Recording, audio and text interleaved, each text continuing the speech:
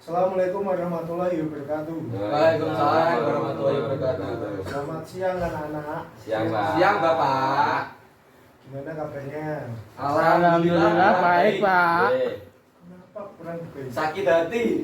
Iya, nggak punya uang, Pak.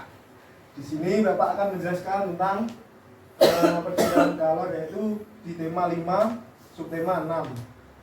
Di kelas 5 subtema 6. Oh. Perpindahan kalor.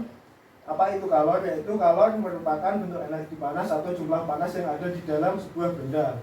Perpindahan kalor merupakan kalor yang dapat berpindah dari benda yang bersuhu tinggi ke benda yang bersuhu lebih rendah. Ini seperti ini contohnya. Maksudnya gimana itu, Pak? Gambarnya itu, Pak? Jadi ini proses penguapan dari Ya. air yang semula dingin menjadi mendidih ketika dipanaskan dengan api. Oh. Perpindahan kalor ada 3. Yang pertama adalah radiasi. Radiasi yaitu merupakan perpindahan panas tanpa zat perantaranya. Radiasi juga biasanya dapat disertai cahaya. Contoh radiasi yaitu yang pertama ada panas matahari bisa sampai ke bumi walaupun melalui ruang hampa di luar angkasa. Jadi kalau kita di luar ruangan kita akan merasakan panas. Seperti itu, Pak. Seperti ini contohnya, ini berada di dekat api unggun. Maka badan akan menjadi hangat. Yang kedua, tubuh terasa hangat ketika berada di dekat sumber api, misalnya api unggun. Panas dari lampu ketika menghangatkan telur gas. Yang kedua ada konveksi atau hantaran. Konveksi merupakan perpindahan panas melalui aliran yang zat perantaranya itu berpindah. Jika partikelnya berpindah dan mengakibatkan kalor merambat, maka akan terjadi konveksi. Konveksi terjadi pada zat cair dan gas, udara atau angin. Beberapa contoh konveksi yaitu gerakan naik dan turun air ketika dipanaskan, seperti ini gambarnya. Agak ke atas dikit, Pak, nggak kelihatan. Oh. Air yang mendidih ketika dipanaskan dengan api, maka akan menguap.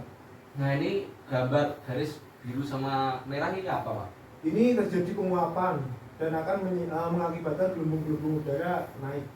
Untuk konveksi, beberapa contoh perpindahan kalor secara konveksi yaitu yang pertama adalah gerakan naik dan turun air ketika dipanaskan, seperti ini gambarnya. Ketika air dipanaskan, yang semula air menjadi dingin berubah menjadi panas. Ini adalah perputaran pada proses penguapan. Yang kedua adalah terjadinya angin darat dan angin laut. Yang ketiga gerakan balon udara, dan yang terakhir asap cerobong pabrik yang membumbung tinggi. Di sini tidak saya lampirkan gambar karena tidak ada. Yang ketiga adalah konduksi atau aliran. Konduksi merupakan perpindahan panas melalui zat padat yang tidak ikut mengalami perpindahan. Apabila ujung sebatang logam dipanaskan di atas api, maka ujung yang lain akan menjadi panas. Hal ini menunjukkan kalau dipindah ke bagian yang memiliki suhu yang lebih rendah. Ini adalah beberapa contoh konduksi. Yang pertama adalah benda yang terbuat dari logam akan terasa hangat atau panas jika ujung bendanya dipanaskan.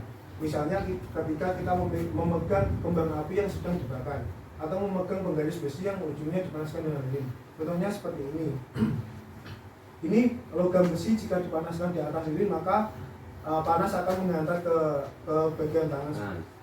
Yang kedua adalah knalpot motor menjadi panas saat mesin dihidupkan. Yang terakhir adalah tub panci menjadi panas saat dipakai untuk menutup rebusan air. Sampai di sini sudah paham belum? Ya, Pak. Sudah, Pak. Ya, Pak. Jika sudah paham, Bapak akhiri sampai sini. Sekian, terima kasih. Wassalamualaikum warahmatullahi wabarakatuh. Waalaikumsalam warahmatullahi wabarakatuh.